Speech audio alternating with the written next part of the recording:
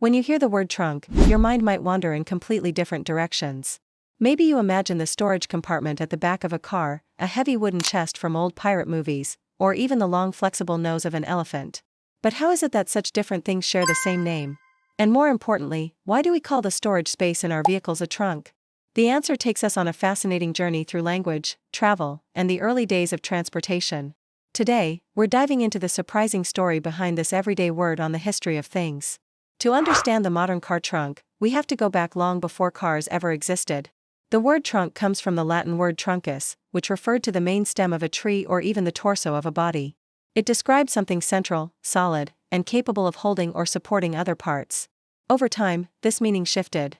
In medieval Europe, a trunk became the name for a large wooden chest reinforced with metal bands, a secure, durable container used to store valuable belongings, clothing, tools, and sometimes weapons. For centuries, these trunks were the primary form of luggage. Before backpacks, suitcases, and rolling bags, there were trunks, big, heavy, and dependable. Because they traveled with people on long journeys, the trunk became a symbol of personal storage and safe transport.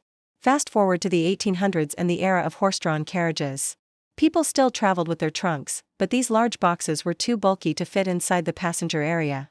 Instead, they were strapped to a rack at the back of the carriage. If you look at old carriage designs, you'll notice this dedicated platform. It was literally built to hold travelers' wooden trunks. This was the earliest link between the word trunk and the rear of a vehicle. Travelers would say things like, "Load the trunk onto the back," and over time the back of the carriage became naturally associated with trunk storage. Then came the early 1900s and the invention of the automobile. The very first cars didn't have built-in storage compartments. Instead, automakers copied what people already knew from carriages. Behind the passenger seats, they left room to tie down or attach wooden trunks. Some companies even sold special leather or metal containers shaped like traditional chests that could be bolted onto the back of a car. These were the first automobile trunks, and they were not part of the car itself. They were literally the same old travel chests, just repurposed for a new era of transportation. As car design progressed, manufacturers began building storage compartments directly into the vehicle for convenience, safety, and better aerodynamics. By the 1930s, the modern integrated car trunk had become a standard feature. The wooden chests were gone, but the name lived on. The built-in compartment inherited its name not because of its shape, but because it continued to serve the same purpose, a secure place to store your belongings during travel. And that's how the modern car trunk was born, rooted in tradition, shaped by habit, and passed down through language.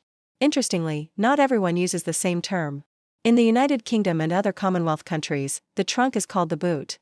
This term comes from the boot locker or boot box found on old carriages, where servants stored boots, tools, and equipment. So while Americans kept the idea of attaching large storage trunks to the back of vehicles, the British kept the word associated with carriage gear. Same place, same purpose, two very different histories. Today, the word trunk remains one of the most versatile terms in English. It still refers to a tree trunk, an elephant's trunk, the trunk of the human body, and of course, the storage space in a car. And amazingly, all these meanings link back to trunkus, something central, something that holds things, something essential.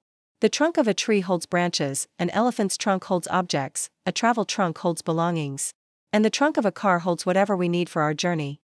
So the next time you load groceries, luggage, or tools into the back of your car, remember that you're interacting with a piece of history, one that stretches from ancient language to medieval travel, from horse-drawn carriages to the earliest automobiles.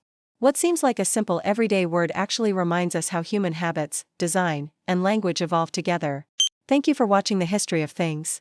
If you have suggestions for future videos, drop them in the comments below. We'd love to feature your idea. Don't forget to like, subscribe, and stay tuned for more stories behind the objects we use every day.